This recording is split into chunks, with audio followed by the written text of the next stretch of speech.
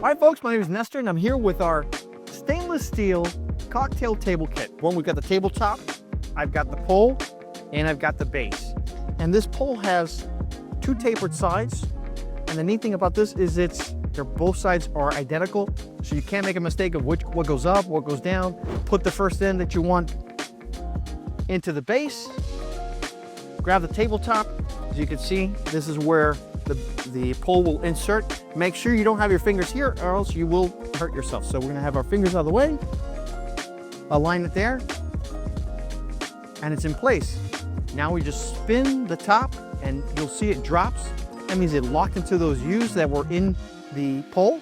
What if you want to use it as a regular table? All you need to add is this table size pole. Flip it over on its back, and that's how tight this got in just a few seconds.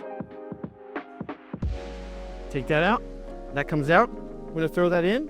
We'll pick up the stainless steel top, put that in place, spin it, just dropped. It's firm, it's ready to go. All you need is one more thing. I've got my chair. I'm ready to enjoy this table. Folks, get yours today at Chivari.com.